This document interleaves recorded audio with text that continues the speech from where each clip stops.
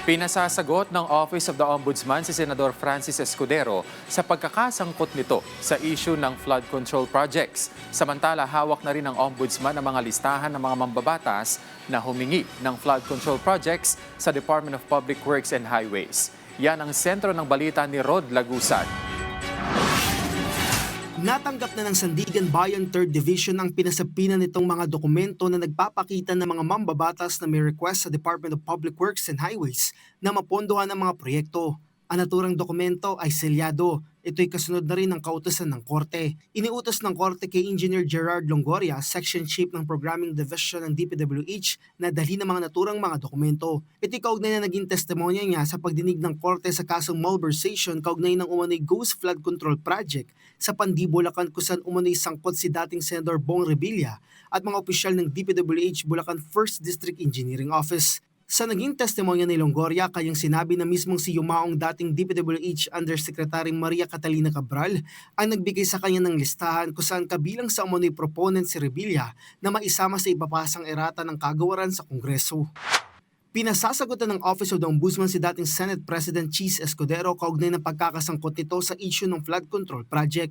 Ayon kay Assistant Ombudsman Miko Clavano, pinagsusumite na si Escudero ng counter-affidavit nito. Anyan, nasa preliminary investigation stage ng investigasyon kaugnay kay Escudero. Kasabay nito, nasa preliminary investigation stage na rin ang investigasyon kay dating House Speaker Martin Romualdez. Ayon kay Clavano, ang unang nakarating sa preliminary investigation ay kaugnay ng kasong money laundering. Parehong may precautionary hold departure order na inilabas ng Sandigan Bayan laban kay Escudero at Romualdez.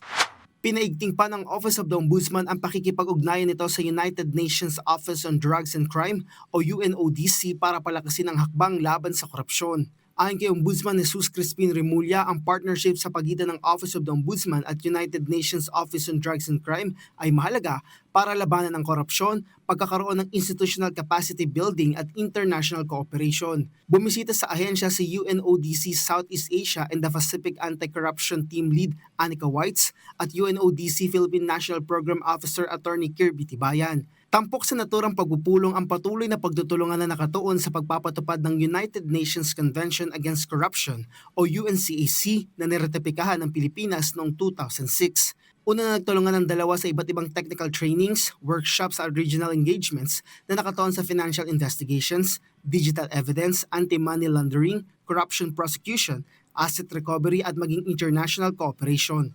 Ang naturang courtesy call ay nagsilbi din para mapag-usapan ng mga posibleng pagtutulungan sa hinaharap kabilang na pagdating sa advanced digital forensics training, pagpapalakas ng international cooperation mechanisms at posibleng pagbuo ng Unified National Anti-Corruption Framework para sa Pilipinas. Rod Lagusad, para sa Pambansang TV sa Bagong Pilipinas.